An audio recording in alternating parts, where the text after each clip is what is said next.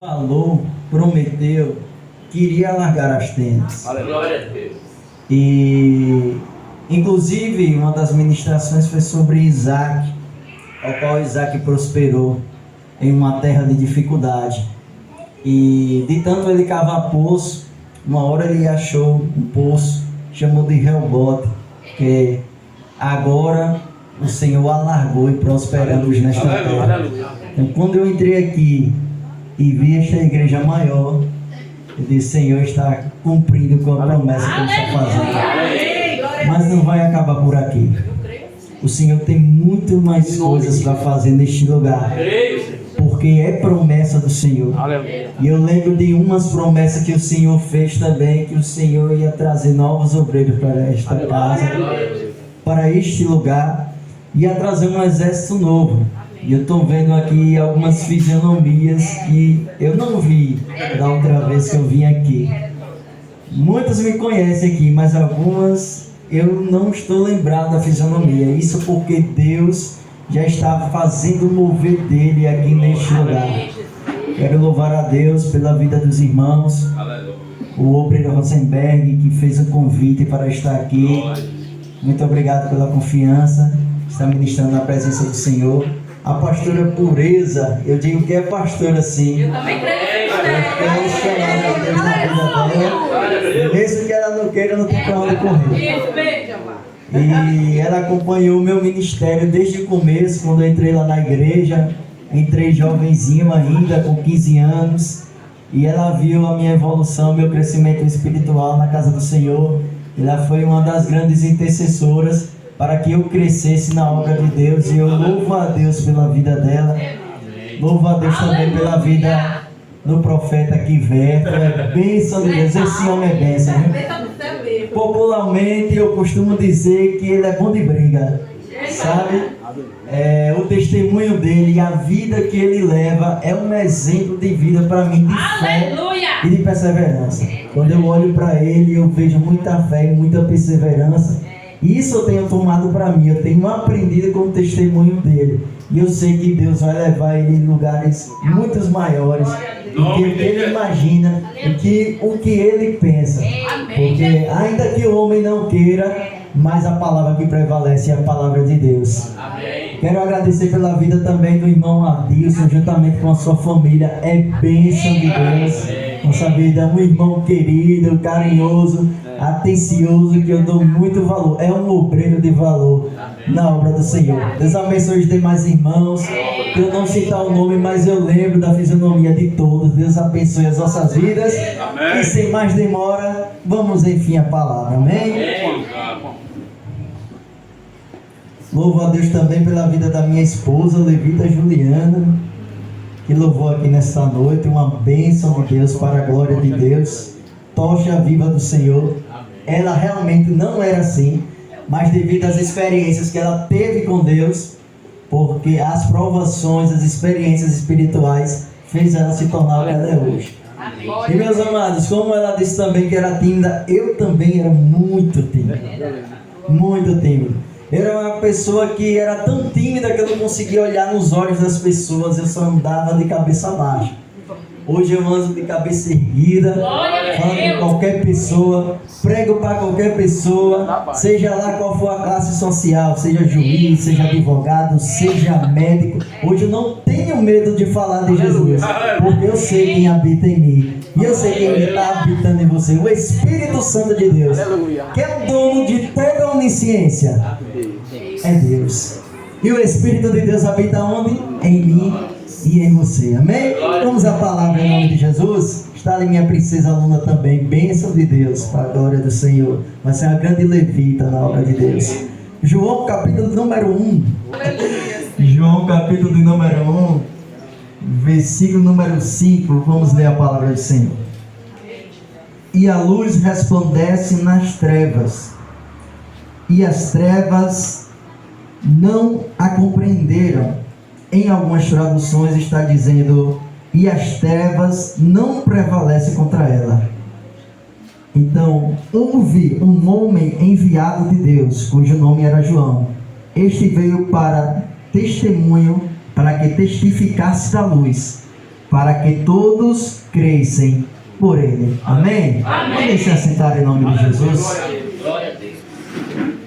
Então, meus amados, antes de adentrar aqui no tema sobre a luz, quando eu estava meditando e falando com o Espírito Santo de Deus me estimulou a esta palavra, a esta passagem. Luz. Quando a luz brilha nas trevas. E meus amados irmãos, quando a luz ela chega aonde a luz habita, aonde vê o resplendor da luz, as trevas ela não podem prevalecer, como diz a palavra. Perceba que diariamente na sua casa, se a tua casa estiver escura, você não consegue enxergar absolutamente nada. Você não consegue encontrar um objeto, você não consegue caminhar em perfeitas condições. Por quê? Porque o lugar está escuro. Então não tem como você saber aonde você está caminhando, ou até mesmo às vezes em que lugar você está devido à escuridão. Mas quando vem a luz, quando você acende a lâmpada da tua casa, tudo fica nítido, tudo fica notório.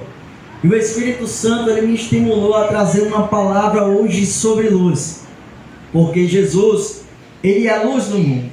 E como Jesus ele também é a luz do mundo, Jesus ensinou os seus discípulos e também falou aos seus discípulos que eles também eram a luz do mundo. Ou seja, onde os discípulos chegassem, faria uma diferença por causa do Espírito Santo de Deus que habitaria neles. Porque o Senhor Jesus disse: eu vou ao meu Pai, mas eu deixarei o Consolador, que é o Espírito Santo de Deus. E esse Espírito Santo de Deus trabalhou de forma extraordinária na igreja primitiva, através dos apóstolos, curando o paralítico.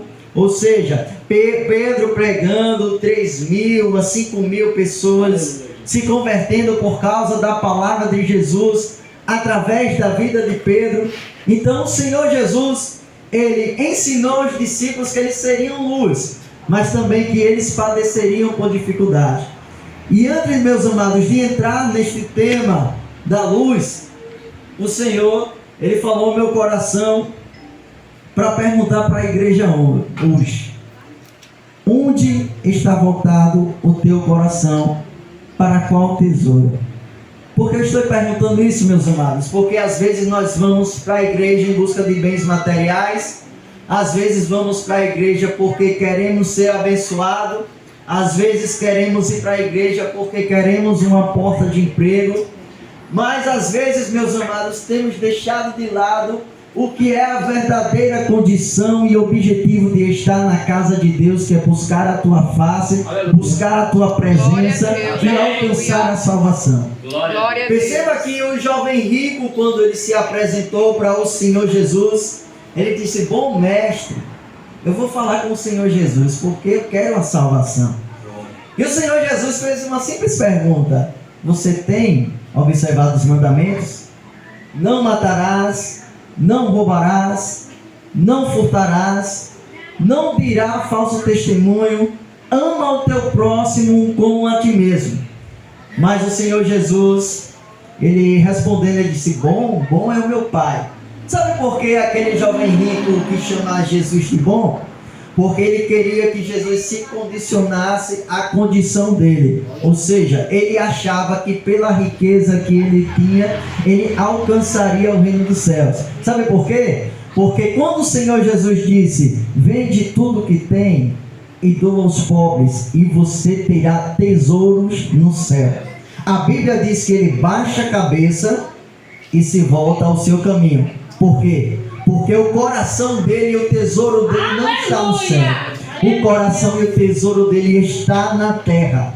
Então, aquele jovem rico perdeu a sua salvação por causa de quê? Por causa de bens materiais. O que eu quero falar com isso? Enquanto você buscar a Deus por causa de bens materiais, você vai estar perdendo a salvação. Mas enquanto você buscar o Senhor Jesus, independente da sua condição, porque você quer obter a salvação, porque Ele pagou o preço na cruz do Calvário pela sua vida, aí sim você vai alcançar a salvação. Quando você for fiel para com Deus, porque tem muita gente que diz na igreja, glória a Deus, aleluia, que nem aquele jovem rico, eu tenho observado os mandamentos. Bom mestre, ele pensou que conseguiria barganhar com Jesus, negociar a salvação com Jesus. Mas salvação, meus amados, não se negocia. Ninguém consegue barganhar com Jesus. O que eu quero dizer com isso? Que muitos hoje na igreja em geral, da glória, da aleluia, mas o coração está distante de Deus. Muitos honram a Deus com os lábios, mas o coração está distante de Deus. E porque vem a prisão, porque o demônio tem autoridade sobre essas pessoas, porque essas pessoas, aleluia, está fitada com seus olhos, com sua consciência e com seu coração na terra. E a Bíblia diz, meus amados, que esta terra já é do maligno. Ele domina, aleluia, pela vontade permissiva de Deus. Mas quem é cidadão do céu está acima da autoridade do diabo. Quem é cidadão do céu tem autoridade, meus amados, para pisar em cabeça de serpente e de escorpiões. Então o que é que aprisiona o homem? A terra. Olhe para o seu irmão e diga: meu irmão, enquanto você olhar para a terra, você vai ficar preso. Você vai ficar preso. Mas quando você olhar para o céu, não te preocupe. Não te preocupe. Porque você vai voar nas asas do Espírito. Você vai voar nas asas do Espírito. Aleluia. Meus amados, a porta, ela é estreita. Não venha ninguém dizer que a porta é fácil entrar por ela. Não, é estreita. Porque o Senhor disse que a porta é estreita? Porque largo é o caminho que leva à perdição. Se largo é o caminho que leva à perdição, é porque a porta ela é larga, ela é fácil de entrar. Mas como a porta é estreita, ela é na medida certa, só para você entrar.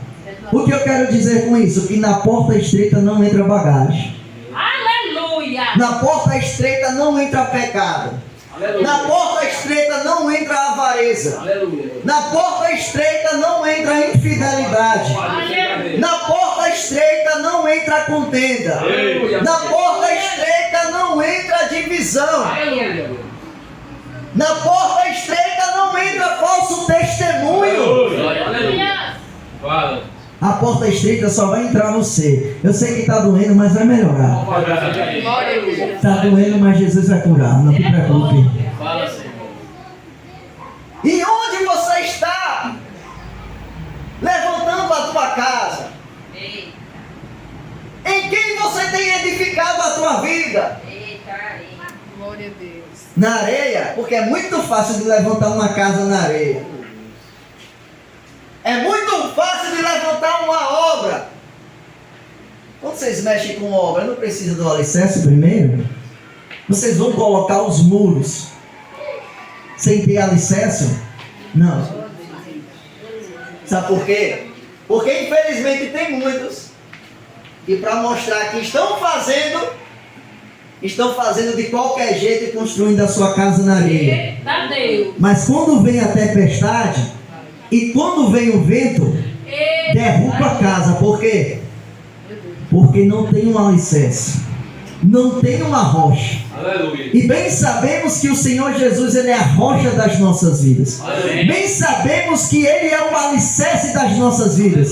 Se você querer fazer a obra sem colocar Jesus como primícia, como alicerce da sua vida, pode ter certeza que na primeira provação você vai cair. Pode ter certeza que na primeira provação você vai desistir. Pode ter certeza que o diabo, adversário das nossas vidas, ele vai ter poder sobre você. Sabia que o adversário muitas vezes tem poder sobre alguns irmãos? Porque não tem Cristo como alicerce. Pedro, vem. Pedro sai do barco e anda por cima das águas. Pedro não se afoga e anda por cima das águas. Por quê? Porque enquanto quando Pedro está olhando para Jesus, ele está andando sobre as águas. Aleluia. Mas a partir do momento que ele desvia o olhar e olha para a tempestade, Pedro começa a afundar. Louvado seja Deus. E quem foi que lançou aquela tempestade? Foi o próprio diabo. Aquela tempestade era diabólica. Enquanto, se você não estiver com o seu foco em Jesus, a tempestade que o diabo mandar, você vai se afogar nela. Meu Deus. Mas quando o seu foco for Jesus, não te preocupa, porque se levanta uma, se levanta duas, se levanta três, se levanta várias vezes, mas não vai conseguir, porque ferramenta preparada contra ti não prosperará. Não há encantamento contra Jacó, sabe por quê? Porque enquanto Cristo for meu alvo, for meu alicerce, aleluia, for a minha rocha, eu vou andar sobre as águas, eu vou passar pela tempestade, eu vou passar pela dificuldade, sabe por quê? Porque Cristo está na minha vida, aleluia. Aleluia. E qual é o teu foco hoje? As coisas da terra ou o Senhor Jesus? Meu Deus. Aleluia, Jesus. Não te preocupe, vai melhorar. Louvado seja Deus. O certo homem, rico, tinha muitas riquezas, estava colhendo em abundância. Ele disse: eu vou colher mais, vou derrubar esses, vou construir outros maiores, vou encher o meu celeiro e vou dizer à minha alma: se regozija, se alimenta, come e bebe. Sabe o que o Senhor falou? Enquanto você está com o pensamento de só conseguir as coisas na terra, quando o Senhor voltar e pedir a sua alma, como estará você? Como estará a sua alma no dia da volta de Jesus? Aprisionada pelas tentações e oferta dos diabos nessa terra? Ou a sua alma está voltada para o Senhor Jesus? Ou a sua alma está como Daniel: estou na Babilônia, mas a Babilônia não está em mim. Ou a sua alma está como José: estou no Egito, mas o Egito não está em mim. Aleluia, gente. Você está no mundo, mas o mundo não pode estar em você. Eita, Jesus. Você tem relacionamentos com pessoas ímpias, mas você não pode se tornar ímpio. Aleluia, Jesus. Louvado seja Deus. Você tem relacionamento com pessoas infiéis, mas você não pode ser infiel. Mas eu vou parar de falar com essas pessoas? Não! Como é que você vai ganhar para Jesus? As pessoas vão ser libertas através da sua vida. Não se assentar na roda dos escarnecedores não quer dizer que você não pode falar com essas pessoas. É claro que eu não vou estar na mesa de um bar, mas eu posso pregar para uma pessoa que é alcoólatra. Amém. Em um momento oportuno. Aleluia.